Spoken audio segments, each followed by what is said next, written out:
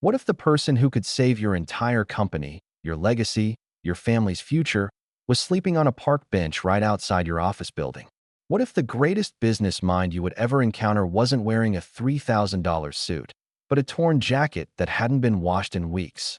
In 2019, a struggling CEO named Daniel Reeves was 48 hours away from declaring bankruptcy. His manufacturing company, which his grandfather had built from nothing, was bleeding money. Investors had abandoned him. His wife had left. His own board of directors was planning to vote him out. Daniel had tried everything. He had hired McKinsey consultants at $600 an hour. He had brought in turnaround specialists who made promises they couldn't keep. He had stayed awake for 72 hours straight reading business books, searching for answers that never came. Then, on the worst morning of his life, a homeless man sitting outside a Philadelphia coffee shop looked up at him and said 7 words that would change everything. "I can fix your business, you know." Daniel almost kept walking. Almost. But something in the man's eyes stopped him. Something that looked nothing like desperation and everything like certainty. What happened over the next 6 months would become one of the most remarkable business turnaround stories in American manufacturing history. It would be studied at Wharton. It would be featured in Forbes. And it would force millions of people to confront an uncomfortable truth about who we listen to, who we ignore, and how genius sometimes hides in the last places we would ever think to look. The morning of November 14th, 2019, Daniel Reeves woke up to 17 missed calls and an inbox filled with demands he couldn't meet. Reeves Manufacturing, the company his grandfather had started in 1962, was drowning. They made precision components for the automotive industry, and for decades, they had been untouchable. But the world had changed. Chinese competitors were undercutting their prices by 40%. Their biggest client, a major Detroit automaker, had just canceled a contract worth $12 million annually. Employee morale had collapsed. The production floor, which once hummed with purpose, now felt like a funeral home with fluorescent lighting. Daniel had spent 18 months trying to save the company through conventional means. He had restructured. He had downsized. He had taken out loans that kept him awake at night, wondering if he would ever be able to repay them. Nothing worked. Every solution he tried seemed to make things worse. The consultants spoke in jargon that sounded impressive but produced no results. The turnaround experts collected their fees and moved on to the next failing enterprise. Daniel was alone, exhausted, and running out of time. That morning, he walked to a coffee shop 3 blocks from his office because he couldn't bear to sit in the building where his family's legacy was dying. The November air was cold, and Philadelphia's streets were mostly empty at 6 in the morning. Daniel ordered a black coffee and stood outside, staring at nothing, trying to remember why he had ever believed he could run a company in the first place. That's when he noticed the man sitting on a bench across the street. The man appeared to be in his late 50s, though it was hard to tell. His beard was long and gray, streaked with remnants of what might have once been dark brown. His jacket was military style, faded and torn at the elbows. Beside him was a shopping cart filled with plastic bags and what looked like old newspapers. He was reading something, and Daniel noticed that his posture was different from what you might expect. The man sat upright, alert, focused. He wasn't sleeping or begging. He was studying. Daniel turned away, but the man's voice cut through the morning silence. "You run Reeves Manufacturing, don't you?" Daniel stopped. He turned back slowly, his coffee suddenly forgotten. "How do you know that?" The homeless man smiled, revealing surprisingly white teeth. "I've seen you walking into that building every morning for 3 months. The one with the logo. I used to work in manufacturing. I know a struggling executive when I see one." Daniel felt something between annoyance and curiosity. "And what makes you think my company is struggling?" The man stood up from the bench and walked closer. Despite his appearance, there was nothing threatening about him. His eyes were sharp and clear. His voice was calm and measured. "Because you're here at 6 in the morning drinking coffee alone instead of meeting with your team. Because your shoulders are hunched like you're carrying a weight nobody else can see. And because 3 weeks ago, I watched you stand outside your building for 20 minutes before you finally walked in. That's not the posture of a man who's winning." Daniel said nothing. The accuracy of the observation was unnerving. "My name is Marcus Webb," the man continued. "And I'm going to say something that's going to sound ridiculous. I can fix your business. I know what's wrong with it, and I know exactly how to turn it around." Daniel almost laughed. Almost. But there was something about Marcus that made laughter impossible. "You're homeless," Daniel said, immediately regretting how it sounded. Marcus nodded slowly. "I am now, yes. I wasn't always. And homelessness doesn't erase what's in here." He tapped his temple twice. "I've run companies. I've saved companies. And I've lost everything more than once. That last part is why I'm here. But the first two parts are why I can help you." Daniel should have walked away. Every instinct, every piece of conventional wisdom, told him this was absurd. But something made him stay. Maybe it was desperation. Maybe it was the recognition of someone who had nothing left to lose speaking to someone who was about to lose everything. Whatever it was, Daniel made a decision that would alter the trajectory of his life. "There's a diner around the corner," he said. "Let me buy you breakfast. And you can tell me exactly what you think you know about my company." Marcus Webb had not always been homeless. In fact, for nearly 2 decades, he had been one of the most respected operations executives in American manufacturing. Born in Cleveland in 1961, Marcus had grown up watching his father work in a steel mill. He had gone to Ohio State on a scholarship, earned a degree in industrial engineering, and climbed the corporate ladder with a combination of brilliance and relentless work ethic. By 1995, he was the chief operating officer of a major automotive parts supplier based in Detroit. Under his leadership, the company had doubled production efficiency and tripled profits within 4 years. But in 2003, everything collapsed. Marcus's wife of 22 years was diagnosed with early-onset Alzheimer's disease. She was only 48 years old. Marcus took a leave of absence to care for her, but her condition deteriorated rapidly. Medical bills piled up faster than insurance could cover. Marcus burned through savings, then retirement accounts, then home equity. He made desperate financial decisions, including investments in ventures that promised quick returns but delivered only losses. By 2008, when his wife finally passed away, Marcus was broken, and unemployed. The industry he had once dominated no longer had a place for him. He was too old, they said, too out of touch with new technologies, too much of a risk. For the next decade, Marcus drifted. He worked odd jobs. He slept in shelters, then in his car, then in doorways when the car was repossessed. He watched from the outside as the manufacturing world continued without him, making mistakes he could have prevented, struggling with problems he already knew how to solve. The cruelest irony of homelessness, Marcus often thought, was not the hunger or the cold. It was the invisibility. It was having knowledge that could help people and knowing that no one would ever stop to listen. But Marcus never stopped thinking. He read discarded newspapers and business magazines. He observed the companies whose headquarters he passed during his daily wanderings. He noticed patterns, inefficiencies, opportunities that others missed. His mind remained sharp because he refused to let it atrophy. Manufacturing was in his blood. Operations optimization was his language. The fact that he no longer had a title or an office didn't change what he understood about how businesses succeeded and failed. When Marcus saw Daniel Rees walking into that building day after day, something clicked. He recognized the company logo because he had actually worked with a Rees manufacturing supplier back in the 90s. He knew their industry, their challenges, the specific pressures facing American precision manufacturing. And he could tell, just from watching Daniel's body language over those 3 months, that the company was in serious trouble. Marcus had thought about approaching him before, but always stopped himself. What was the point? Who would believe him? Then that morning, something changed. Maybe it was the particular despair in Daniel's posture. Maybe Marcus was tired of staying silent while he watched people struggle with problems he could solve. Whatever it was, he finally spoke up. Over breakfast at that Philadelphia diner, Marcus revealed the depth of his knowledge. He asked Daniel questions that the McKinsey consultants had never thought to ask. He identified issues in Reeves' manufacturing supply chain that Daniel hadn't fully understood himself.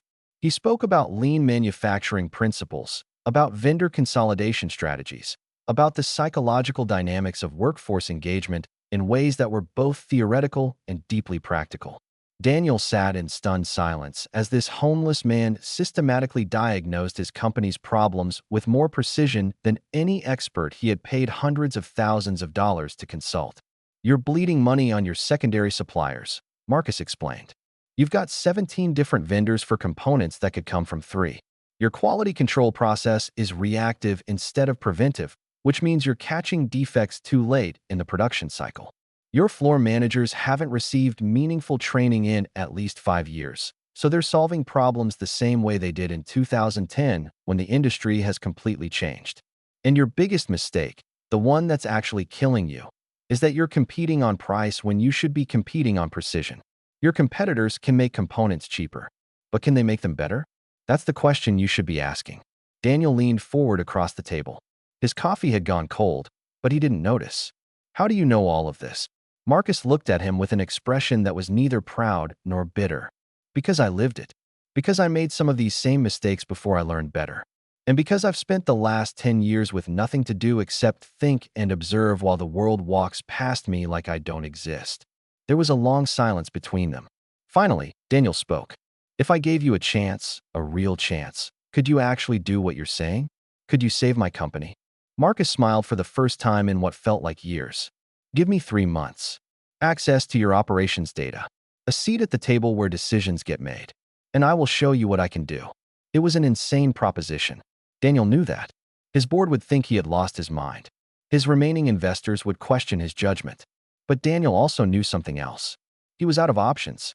The consultants had failed. The experts had failed. Maybe it was time to try something that made no logical sense but felt, somehow, exactly right.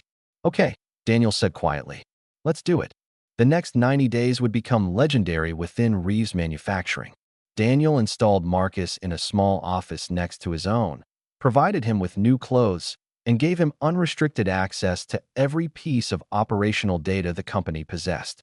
The reactions from staff ranged from confusion to outright hostility. Who was this stranger? Where had he come from? Why was the CEO listening to someone who, by all appearances, had nothing to offer? Marcus ignored the skepticism and got to work. His first recommendation shocked everyone. He told Daniel to stop chasing new contracts and focus exclusively on their existing clients. You're spreading yourself thin trying to replace lost revenue, Marcus explained. But you're neglecting the customers who are still with you. Make them so satisfied that they can't imagine working with anyone else. Excellence with 10 clients beats mediocrity with 50. Daniel hesitated, but he had committed to trusting the process. He redirected his sales team to relationship management and quality assurance.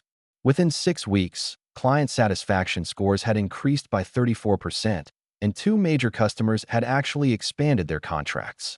Marcus's second intervention was even more controversial. He identified 18 mid-level managers who were technically competent but terrible at motivating their teams. Instead of recommending terminations, he designed a leadership development program that would transform how these managers communicated, delegated, and inspired. Your people aren't the problem, Marcus told Daniel. Your people are the solution. They just need leaders who know how to unlock what they're capable of. The training program took 4 weeks to implement, and its effects were almost immediate. Absenteeism dropped. Productivity increased. Workers who had been quietly planning to leave started talking about staying. The third and most dramatic change involved the production process itself. Marcus spent 2 weeks on the factory floor, watching, listening, taking notes. What he discovered was that decades of incremental changes had created a production flow that was riddled with hidden inefficiencies. Workstations were arranged based on layouts designed in the 1980s. Equipment that should have been replaced years ago was still operational, but slowing everything down. Quality checks happened at the wrong points in the cycle, meaning defects were discovered too late to be corrected efficiently. Marcus redesigned the entire floor. He worked with engineers to reconfigure workstation placement. He identified 3 pieces of equipment that, while expensive to replace, would pay for themselves within 18 months through increased output.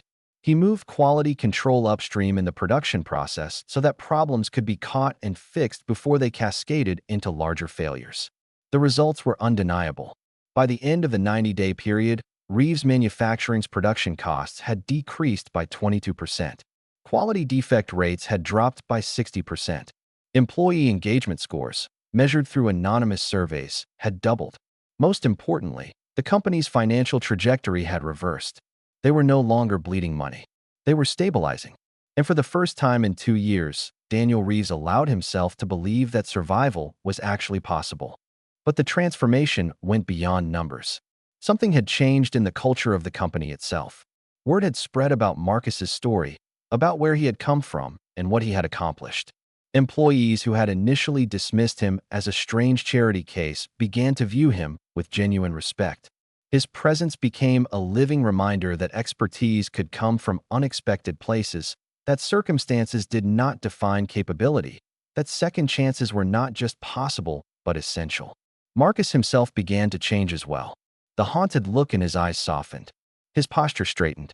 He started to speak with the confidence of someone who remembered who he used to be and was finally being allowed to become that person again.